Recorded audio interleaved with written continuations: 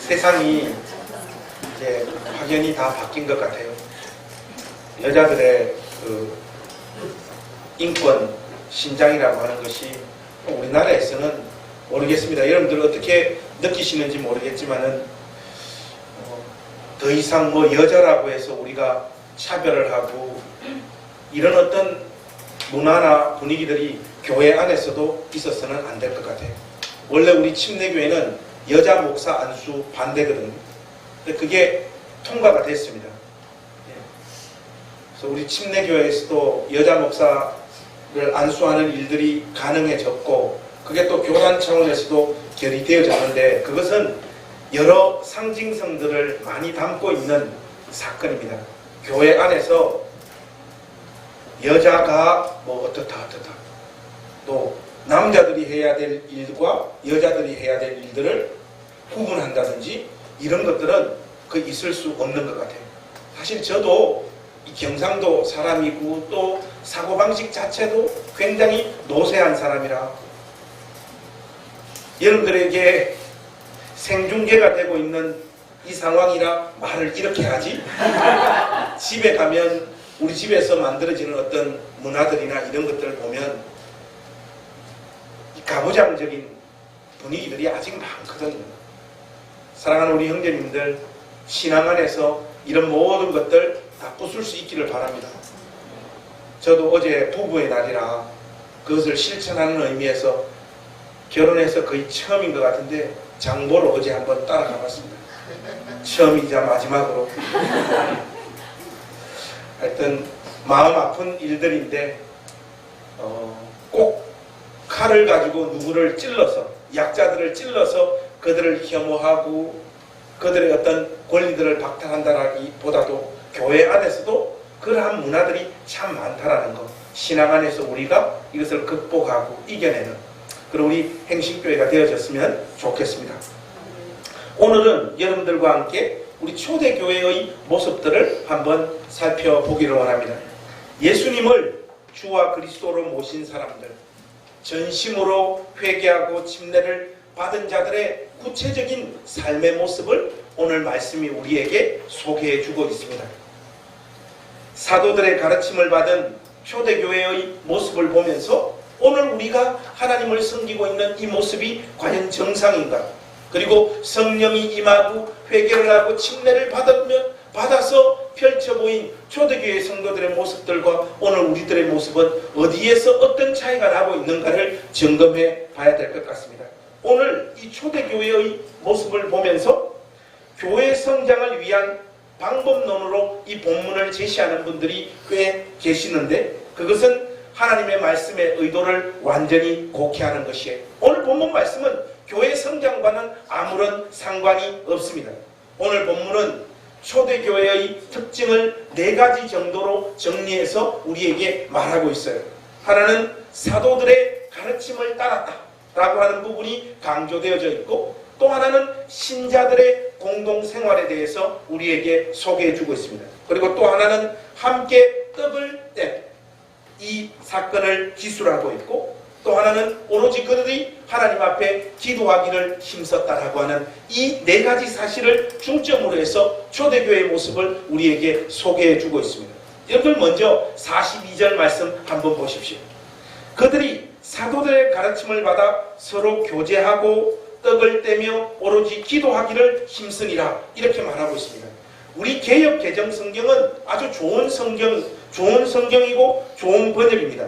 그런데 여기 이 42절 말씀을 보면 힘쓴다라고 하는 이 말이 기도하기를 힘썼다라고 하는, 한마디로 기도에 힘쓴 부분만 포커스를 맞추어서 번역이 되어진 것 같아요. 근데 헬라어 원문을 따라서 다시 한번 정확하게 번역을 하면 이 42절은 이렇게 번역하는 것이 옳습니다. 그들은 사도들의 가르침, 그 교제, 떡을 떼는 일, 그리고 그 기도들에 전적으로 헌신하고 있었다. 이것이 정확한 번역입니다. 제가 이렇게 여러분들에게 3번역을 소개해 드렸음에도 불구하고 어떤 분들 마음에는 목사님, 그거나 똑같은 것 같습니다, 이런 분들이 계시다면 그분들은 길법교회로 가셔야 합니다. 제가 여러분들에게 소개해준 이 세 번역의 의도는 기도하기에 힘썼다라고 하는 우리 개역 개정의 뉘앙스가 거기에 포커스가 맞춰진 것이 아니라 네 가지 모든 일을 힘썼다라고 하는 거기에 초점을 맞추어서 여러분들에게 새 번역을 소개해 드린 것입니다. 먼저 우리는 사도들의 가르침이란 구체적으로 무엇이었을까? 이 부분들을 정리해 들어가야 됩니다. 조금 포괄적으로 설명을 하자면 사도들의 가르침은 선악과 이야기부터 해야 될 것 같아요. 여러분, 선악과를 따먹었다라고 하는 말의 진의가 무엇일까요? 이것은 말 그대로 선과 악에 대한 기준을 아담 안에 있는 모든 인간들이 개별적으로 가지기 시작했다라고 하는 말의 뜻이에요. 선과 악에 대한 기준은 오직 하나님께만 있습니다. 그러나 선악과를 따먹은 인간들은 각자 선과 악에 대한 개별적인 기준을 가지기 시작했기 때문에 이제 인간들 안에서는 어떤 식의 통일성도 찾아보기 어려운 상황이 펼쳐지게 되어졌다는 거예요. 결국 인류는 선악과를 따먹음으로 말미암아 그 이유 때문에 끊임없는 싸움과 다툼들로 일관한 채 자기의 생애를 보내야 되는 운명의 소유자가 되어버린 것이죠.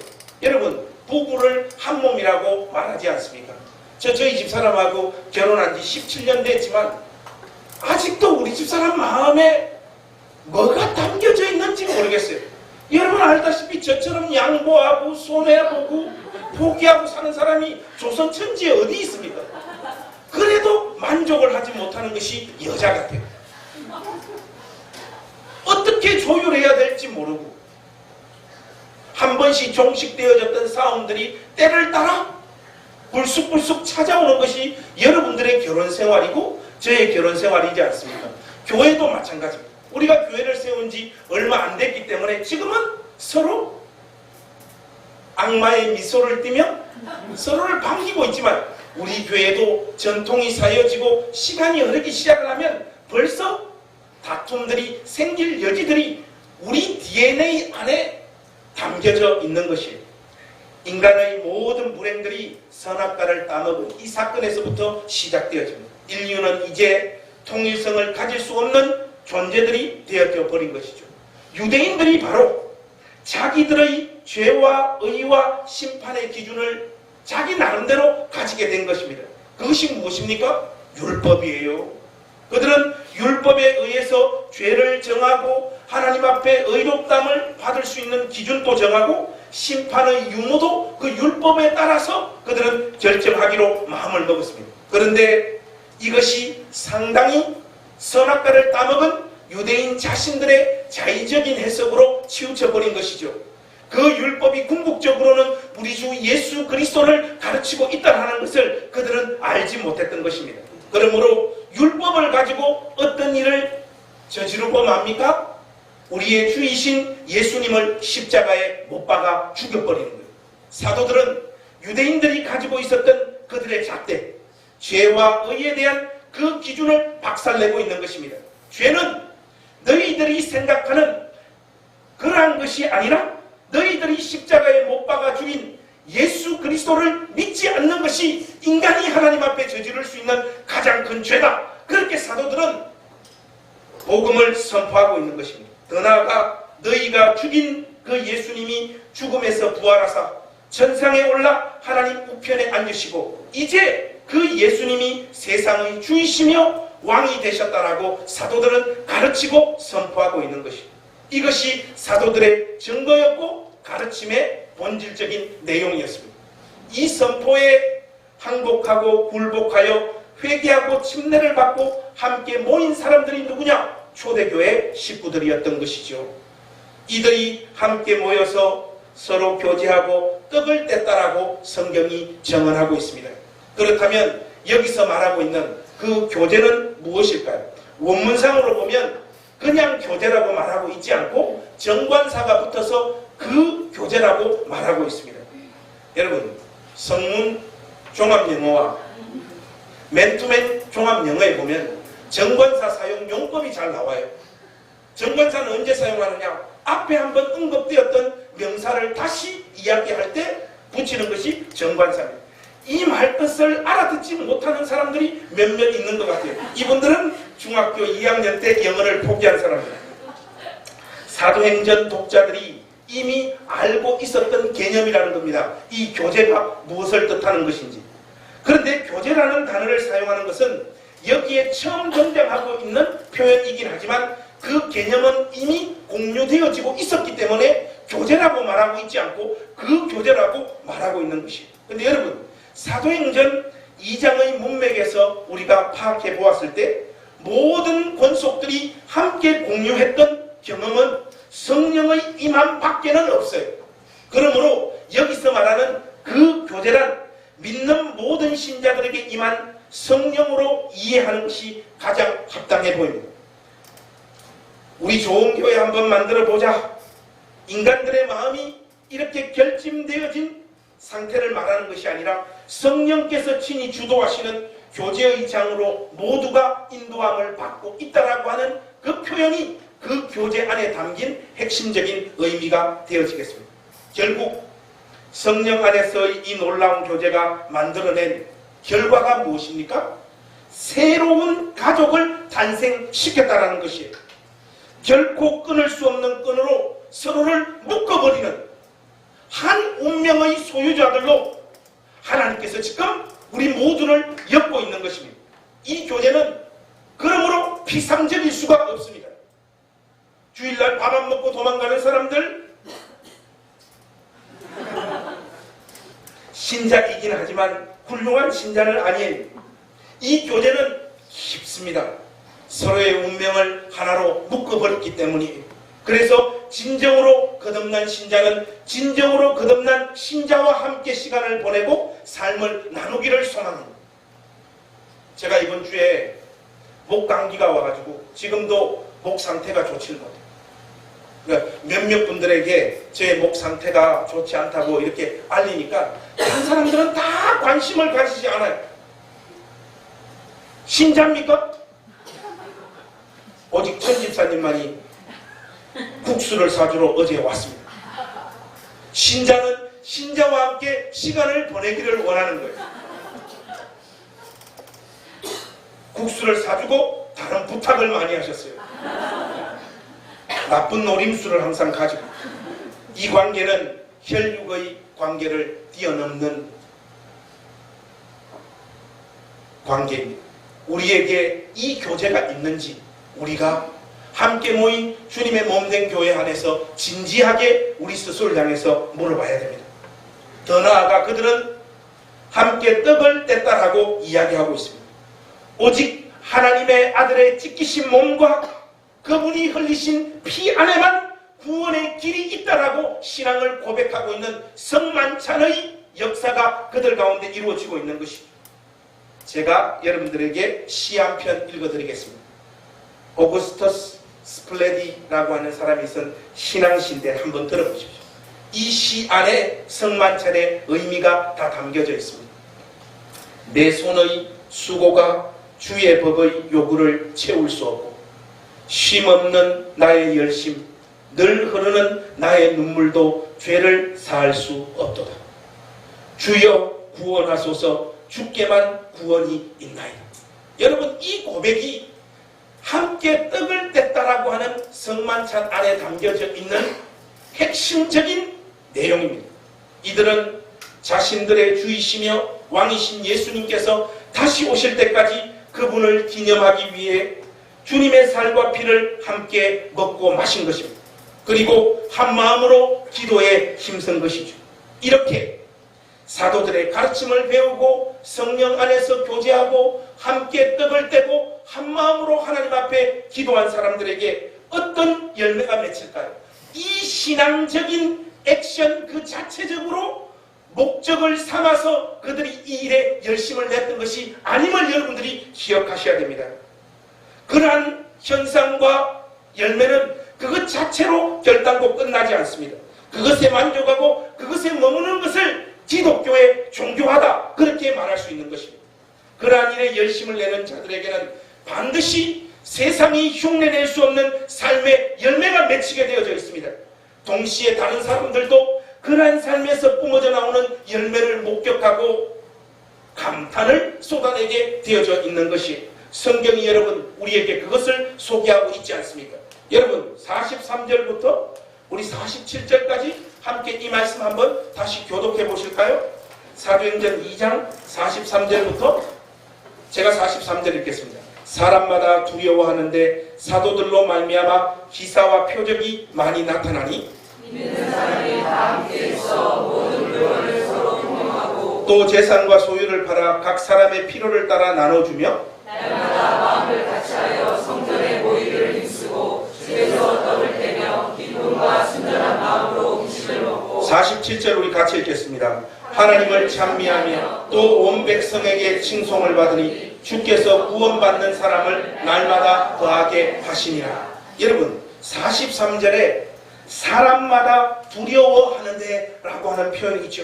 이 표현은 헬라어로 푸오보스라고 하는데 이 푸오보스는 세상 사람들이 신자들을 향하여 느끼는 감정을 말하는 거예요. 이것은 공포나 두려움의 감정이라기보다는 놀라움이 포함되어져 있는 존경심과 경외심을 표현하는 헬라어 단어입니다. 47절 말씀에 이 말씀을 확정해주고 있는 표현이 나와 있죠. 또 온 백성에게 칭송을 받으니 그렇게 말하고 있지 않습니다. 여기에서 오늘 이 설교의 분수령으로 우리는 진입하기 시작을 합니다.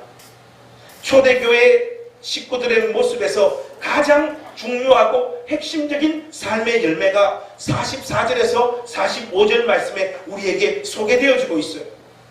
믿는 사람이 다 함께 있어 모든 물건을 서로 통용하고 또 재산과 소유를 팔아 각 사람의 필요를 따라 나눠주고 모든 물건을 서로 통용하고 자기의 소유를 팔아서 필요한 자들에게 주는 것과 그러함에도 기쁨이 넘쳤다라고 성경이 우리에게 전언하고 있습니다. 저는 개인적으로 이 구체적인 모습 때문에 이방인들이 그리스도인들을 향하여 칭송과 존경의 마음을 표현했다라고 생각되어집니다. 왜 그런가 하면 이러한 삶의 열매는 인간 본성으로는 도무지 실현할 수 없는 삶의 열매이기 때문에 그렇습니다. 그런데요, 이 44절과 45절 말씀을 아주 과격하게 해석하는 분들이 계세요. 교인 전체가 자기의 전 재산을 다 팔아서 교회에 헌금한 다음 이것을 공동 분배했다. 이렇게 이해하는 분들이 계십니다. 45절 말씀을 여러분들 보시면요. 45절에 중요한 동사가 세 가지 등장합니다. 하나가 뭡니까? 45절. 제일 중요한 동사 세 가지가 등장하는데 하나가 뭐예요? 팔다. 또 하나는 뭡니까? 나누어 주다. 이거고 또 하나는 뭡니까? 가지다. 팔다, 나누어 주다, 가지다.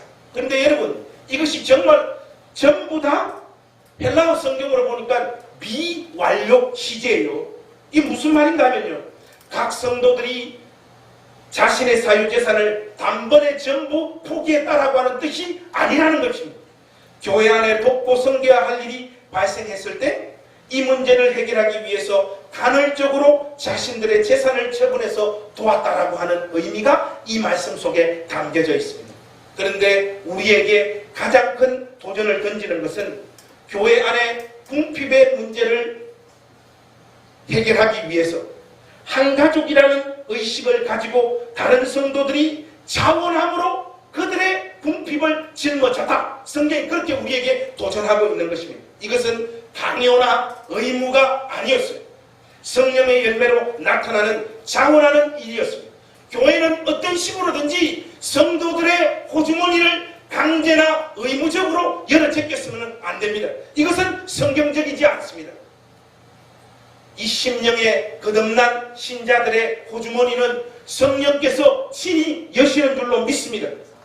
사도행전 4장 32절로 가보시면 이때의 상황을 조금 더 자세하게 우리에게 소개해주고 있습니다. 여러분들 한번 넘어가셔서 4장 32절 말씀 우리 한번 같이 읽어봤으면 좋겠습니다.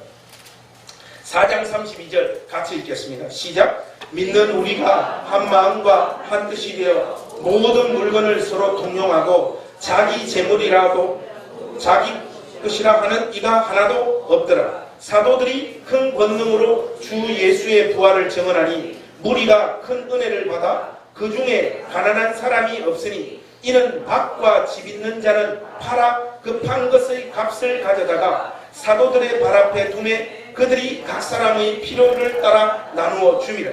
여러분, 성령이 임하고 회개하고 침례를 받은 자들의 모임 안에 새 가족이 만들어지고 그 새 가족 안에 어떤 현상이 나타났다고 성경이 증언하고 있습니까? 자기의 재물을 자기의 것이라고 주장하는 사람이 없더라, 그렇게 말하고 있고, 또 하나는 그 중에 가난한 자가 없더라, 그렇게 성경이 말하고 있습니다.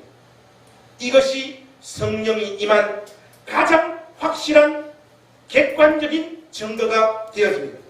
회개하고 침례를 받았다라고 하는 것은 자기 삶의 이기성이 가장 명확하게 나타나는 그 지점이 끼어지는 것이에요. 신앙은 뜬구름 잡는 이야기가 결단코 아닙니다. 여기서 성령의 임함의 증거가 왜 물질의 회심으로 표현되어지고 있을까요? 자, 여기서 우리는 뜬금없을지 모르지만 구약 성경으로 한번 넘어가 볼 필요가 있습니다. 여러분, 신명기 8장으로 한번 다 같이 넘어가 보십시다. 신명기 8장 1절에서 20절 말씀까지. 중요한 말씀이니까 우리 함께 교독하겠습니다. 신명기 8장 11절에서 20절 말씀. 제가 먼저 11절 말씀 읽겠습니다. 내가 오늘 내게 명하는 여호와의 명령과 법도와 규례를 지키지 아니하고 내 하나님 여호와를 잊어버리지 않도록 삼갈지어다.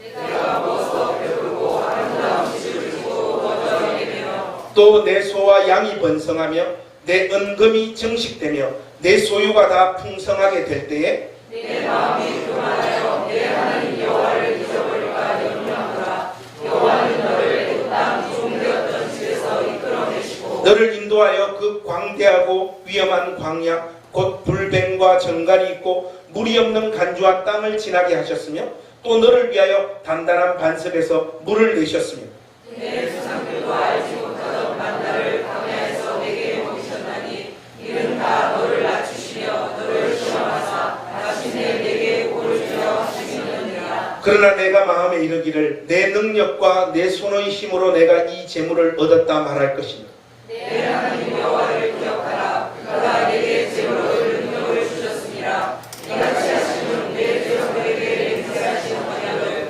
오늘과 같이 이루려 하시니라. 내가 만일 내 하나님 여호와를 잊어버리고 다른 신들을 따라 그들을 섬기며 그들에게 절하면 내가 너희에게 증거하노니 너희가 반드시 멸망할 것이라.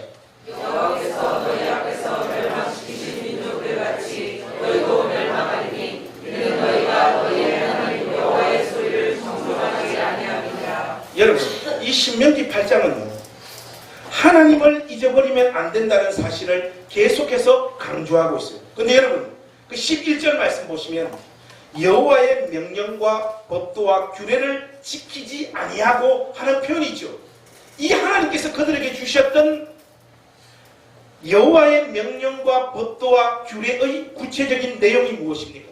하나님께서 그들로 하여금 하나님을 잊지 않도록 주신 법이 있습니다. 그것이 무엇이냐? 약자 보호법이에요.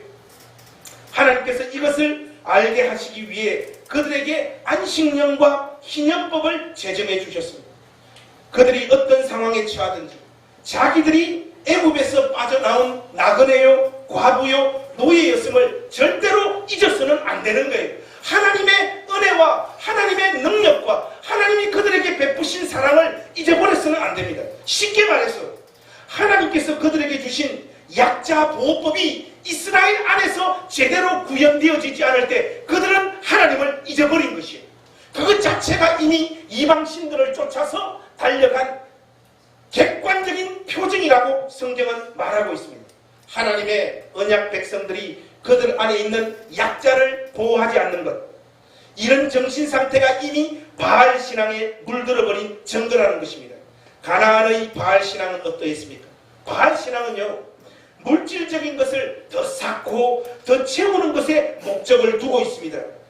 그래서 이스라엘 백성이 광야에서 유목민이었을 때 바알 신앙의 유혹을 받지 않았지만 가나안에 정착하고 난 다음 물질을 소유하게 되자 쉽게 바알 신앙의 유혹에 빠져들기 시작하는 것입니다. 그들은 겉으로는 여호와를 찾고 여호와를 부르고 여호와를 믿었지만 신앙의 구체적인 내용면에 있어서는 바알을 섬겼던 자들이었던 것이에요. 그들은 하나님께서 그들에게 주셨던 약자 보호법을 다 팽개쳐 버린 것입니다. 하나님의 언약의 땅 안에는요, 그 약자들이 하나님께서 허락하신 물질의 풍요를 함께 누리고 평등한 삶을 누리도록 하는 나라를 하나님께서 구상하셨던 것입니다. 그런데 이스라엘 백성들이 궁극적으로 하나님 앞에 만들어 놓았던 삶의 열매가 무엇입니까? 이사야서 5장으로 우리 한번 잠깐 넘어가 보겠습니다. 이사야서 5장 7절에서 12절 말씀까지. 자, 한번 넘어가셔서 우리가 이 말씀 확인해 보겠습니다. 이스라엘이 망한 이유입니다. 이사야서 5장 7절에서 12절. 제가 7절 말씀 읽겠습니다. 무릇 만군의 여호와의 포도원은 이스라엘 족속이요 그가 기뻐하시는 나무는 유다 사람이라. 그들에게 정의를 바라셨더니 도리어 포악이요 그들에게 공의를 바라셨더니 도리어 부르짖음이었도다. 가운데 가옥을 이며 전투에 전투를 더하여 빈둥이 없도록 하고 이 땅 가운데서 홀로 거주하려 하는 자들은 말씀이시다. 만군의 여호와께서 내 귀에 말씀하시되 정령이 허다한 가옥이 황폐하리니 크고 아름다울지라도 거주할 자가 없을 것이며 열가지 포도에 겨우 포도주 한 바트가 나겠고 한 문매의 중자를 뿌려도 관심이 한 에바가 나리라 하시도다. 아침에 일찍 일어나 독주를 마시며 밤이 깊도록 포도주에 취하는 자들은 화 있을진저 그들이 연애에는 숨과 소화와 소고와 비리와 포도주를 갖추었어도 여호와께서 행하시는 일에 관심을 두지 아니하며 그의 손으로 하신 일을 보지 아니하셨도다. 여러분 12절 말씀을 보세요. 그들이 연회에는 수금과 비파와 소고와 피리와 포도주를 갖추었어도 여호와께서 행하는 일에 관심을 두지 아니하며 그의 손으로 하신 일을 보지 아니하는도다. 그것의 구체적인 모습이 무엇입니까? 가옥을 전투에 전투를 더하여 간 자들이었다라고 성경이 말하고 있는 것입니다. 그들은 여호와께서 그들 가운데 행하신 일을 기억하여 그들 안에 하나님께서 제정해 주셨던 약자 보호법을 실행하지 않았던 것이에요. 여러분, 이것이 인간의 한계입니다. 인간은 몸부림 만부림을 쳐도 절대로 다른 사람을 위해서 살 수 없어요. 다른 사람을 돕고 섬기는 그 마음 안에도 자기 의가 당길 수밖에 없는 것이 인간 실존의 한계입니다.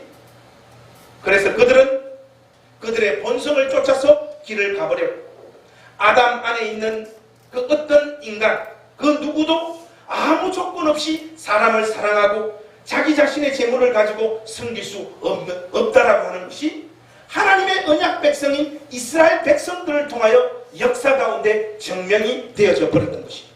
그런데 성령이 임하고 회개하고 침례를 받고 하나님을 인격적으로 만난 이 초대교회 안에 모든 인류가 다 어그러지고 실패하고 무너졌던 이 놀라운 역사들이 새롭게 출현되어지고 있다라고 성경이 정언하고 있는 것입니다. 거의 모든 신학자들이 초대교회의 이 놀라운 유무상통의 삶이 가능했던 원동력을 종말신앙으로 꼽고 있습니다. 초대교회 식구들은 주님이 오실 날이 얼마 남지 않았다라고 하는 생각과 의식 가운데 살았기 때문에 그들의 재물을 서로 유무상통 나눌 수 있었다라는 것이죠. 이런 이야기가 맞는지 안 맞는지는 모르지만 우리는 이런 가르침에 속아서는 안 됩니다. 왜냐? 내일 주님은 오시지 않아요. 목사님 어떻게 합니까? 압니다. 저는 무조건. 우리는 그러한 것에 속아서는 안 됩니다. 그런데요, 주님이 일찍 오지 않아도 우리가 얼마 못 살고 죽는다는 사실을 기억하셔야 됩니다. 회개하고 진정으로 침례를 받은 사람의 마음 안에는요, 인간의 유한함과 자기 생명의 덧없음을 절절히 깨닫는 그 열매가 맺히게 되어져 있습니다. 주님이 죽으시고 부활하셔서 하나님 우편에 앉으셨다라고 하는 것은 이미 종말이 시작되어졌다는 것을 의미합니다. 인간 역사의 마지막 국면이 예수님을 통하여 이미 실현되어지고 있다라고 하는 이 절박한 마음이 여러분들 마음 가운데 자리 잡아야지 그것이 제대로 된 신앙인이라고 할 수 있습니다. 이런 말들이 있습니다. 내일 종말이 오더라도 나는 한 그루의 사과나무를 심겠다. 제가 볼 때 이 사람은 제정신이 아니에요. 제가 오늘 밥 먹으면서 이 설교를 마무리해서 우리 가족들에게 물어봤어요. 내일 지구에 종말이 오면 뭐 하겠냐니까 우리 집사람이 하는 말이 그래요. 오늘 하던 일을 이 마지막 날에도 감당하고 가야지. 참 재수없는 말을 그래서 하니까 우리 지호 지연이는 그래요. 종말인데 그럴 수는 없다. 애들이 저의 피가 튕겨진 것이 틀림없습니다. 여러분, 제가 이 종말을 전심으로 믿는 자에게 나타나는 진짜 열매가 뭘까? 여러분들에게 소개할 만한 이야기가 있습니다. 제가 공부했던 우리 침례신학대학이 대전 목동에 있었어요. 근데 이게 제가 2학년 1학기 말에 이 캠퍼스가 유성으로 옮겼습니다. 그래서 우리 신학대학의 상황이 굉장히 열악했어요. 기숙사 상황이. 입학하니까 막내에게 주어지는 의무가 뭔가 하니까 연탄다리. 이 보일러가 아니고 연탄을 통해서 방을 이렇게 보온을 하더라고요. 그래서 수업 끝나면 무조건 연탄불이 꺼졌냐 안 꺼졌나. 연탄불이 꺼지면 그날은 하나님 없는 방으로 불려가요. 신학대학 저 지하 깊숙한 곳에 하나님 없는 방이 있습니다. 여기 끌려가면 진짜 하나님이 없어요. 거기 자체가 아우슈비츠입니다. 불이 꺼졌다. 이날은 죽는 날이에요. 그러니까 불이 꺼지면 어떡하냐. 바로 옆방 불을 바로 훔쳐옵니다. 늘 그렇게 살았어요. 제가 그렇게 훔쳐오면 어떤 놈은 또 저 방 걸 훔치기 때문에 다 또이 다 본전이에요. 근데 어쨌든 2학년 1학기 때 이 기숙사가 다 이제 끝나고 캠퍼스를 옮기는 거예요. 그러니까 학기가 끝나니까 대부분 방 식구들은 그냥 조용히 그들의 길을 가더라고요. 고향으로 이렇게 학기하고 마무리합니다. 우리 방장님이 그러는 거예요. 이제 이 목동 캠퍼스에서 우리는 오늘이 마지막이다. 고기를 구워 먹어야 된다. 신학대학 기숙사에서 어떻게 고기를 구워 먹습니까? 마지막이니까 이 방 안에 있는 모든 물건들 다 의미가 없다는 거예요. 그래서 제가 어떻게 해서 도끼와 망치를 구해왔어요. 와가지고 신학대학 침대를 제가 다 박살내버렸어요. 박살내가지고 바깥에 나가가지고 그 침대를 장작으로 삼아 불을 아주 막 끝까지 올려가지고 맛있게 삼겹살을 구워 먹었던 기억이 지금도 생생합니다. 막판이면 여러분 말 그대로 막판이에요. 종말이 왔다라고 하는 것은 내가 평상시에 살아왔던 삶의 모습과는 획기적으로 다른 어떤 삶의 열매를 내 삶에 열매 맺는다라는 뜻입니다. 돈을 사랑한다라고 하는 말은 돈으로 할 수 있는 일을 사랑한다라고 하는 뜻입니다. 성령이 임하고 회개와 진정한 침례를 경험한 사람에게는 이 가치관이 전복되어지는 것입니다. 그들에게 새로운 가족이 생겼기 때문입니다. 사랑하는 우리 행신교회 가족 여러분, 여러분들은 여러분 옆에 앉아있는 이 권속들이 여러분들의 새로운 가족임을 믿습니까? 돈 내라. 우리의 모든 물질이 주님의 것이라고 고백하는 사람들이라면 내 소유 중에 새로운 가족이 된 사람들의 몫이 있다라고 하는 것을 실질적인 모습으로 표현해 내는 것입니다. 우리는 어쩌면 이 본질적인 신앙의 과제와 문제를 회피하고 다른 것으로 우리의 신앙을 증명하기 위해서 몸부림치고 있는 사람들이 아닌지 모르겠습니다. 우리의 교제도 우리 교제도 열심히 합니다. 성만찬도 열심히 하고요. 한마음으로 기도하고 성경 공부하는 일에도 열심을 냅니다. 그러나 그것이 우리의 호주머니를 열어서 새 가족들을 섬기는 일은 하지 않아요. 내 삶과 내 인생이 제일 힘들다라고 생각하기 때문에 그렇습니다. 여러분, 초대교회가 우리에게 보여준 이 유무상통의 열매들이 우리 안에 구현되어지지 않고 있다라고 하는 것은 어쩌면 우리의 교제, 우리의 성만찬, 우리의 기도가 전부 다 구라라고 할 말을 해도 틀린 말은 아닌 것입니다. 더 심각하게 생각을 한다면 더 거슬러 올라가서 우리의 회개와 우리의 침례의 진정성도 의심해 봐야 된다, 그 말입니다.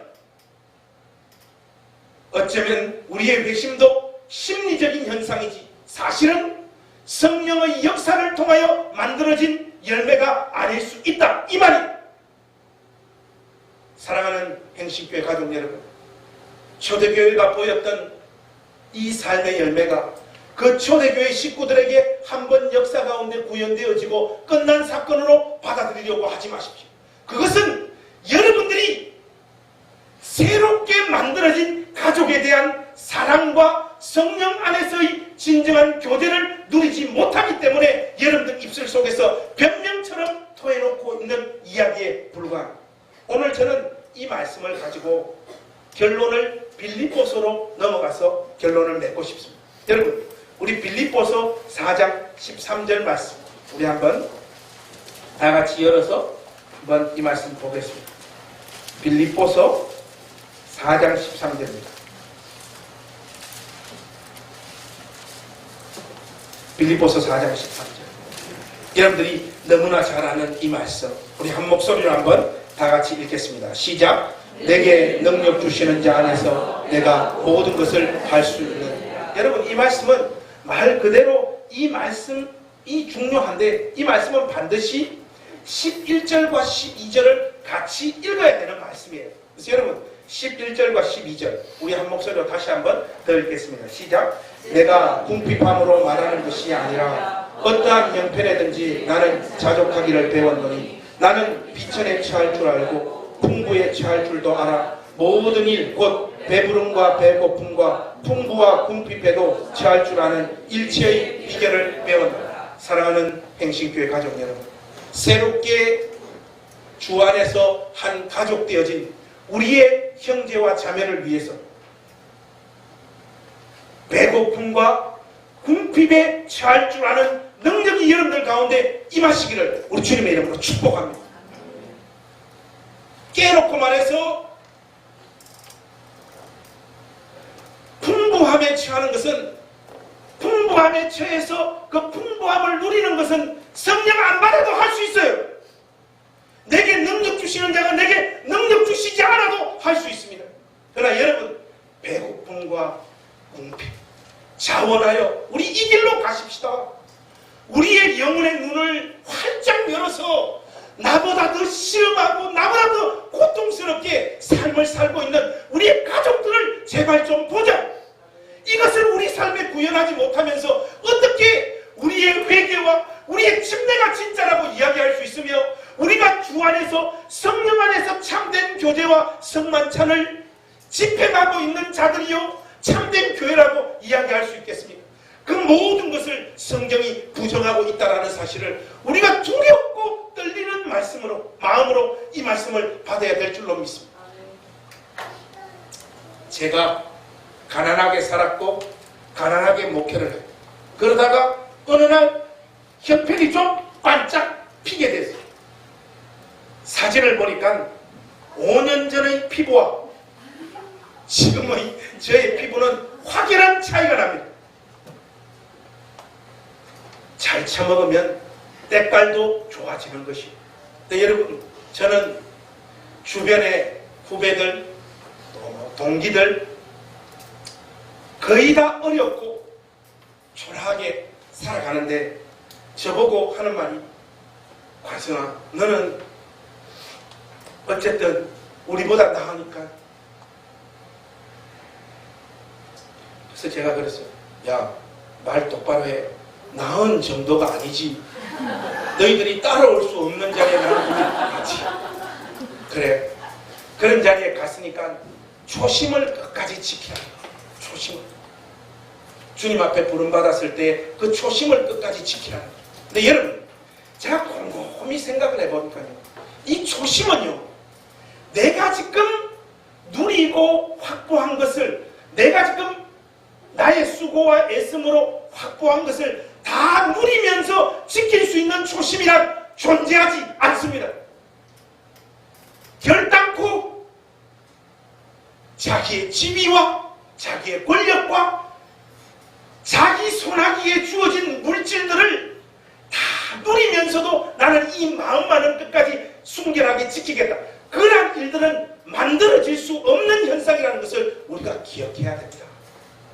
사랑하는 행신교회 가족 여러분, 내게 능력 주시는 자 안에서 내가 모든 것을 할 수 있다라고 말하고 있지 않습니다.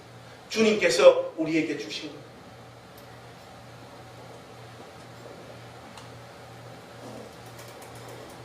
나보다 더 아픔과 고통 가운데 있는 형제와 자매를 향하여 흘려보내려고 할 때 죄성을 가진 우리 마음이 무엇을 경험합니까? 벌벌벌벌벌벌 손이 떨림. 과감하게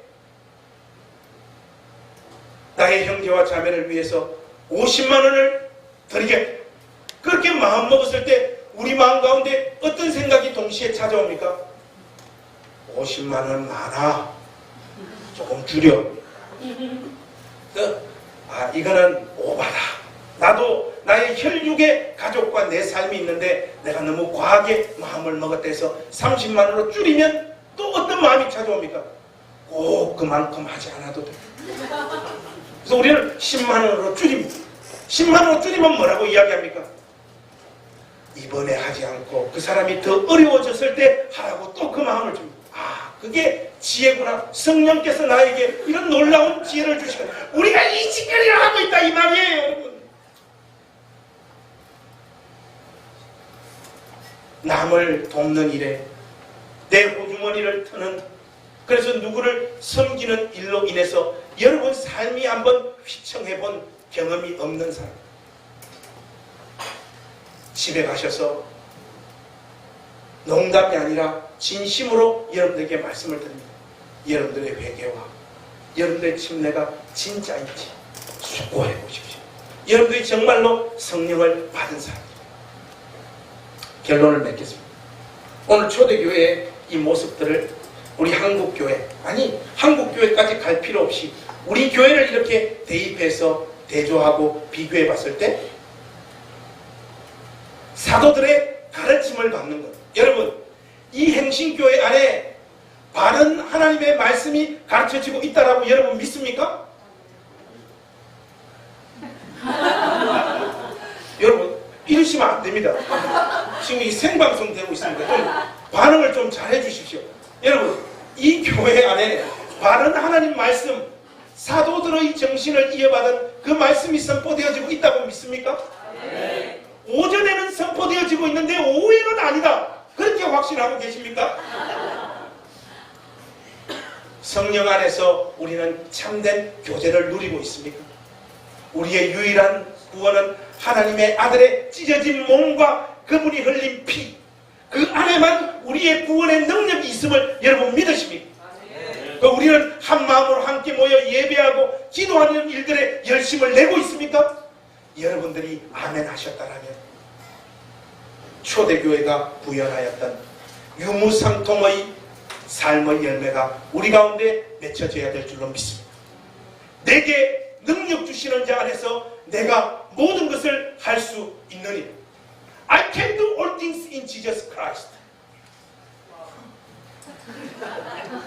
무슨 기적적인 삶의 열매를 내가 땡겨올 수 있다 그렇게 생각하지 마시고, 내가 이 세상에서 가장 사랑하는, 이거 없으면 죽는다고 생각하는 여러분들에게 허락되어진 그 물질들을 과감하게 나누 넘치는 그 능력들이 여러분들 가운데 있어서 나누고도 넉넉히 이 땅에서의 삶을 살아가는 그 멋진 삶의 열매들이 여러분들 가운데 나타나게 되기를 우리 주님의 이름으로 축복합니다. 기도하겠습니다. 하나님, 우리의 회개와 우리의 침례가 진짜인지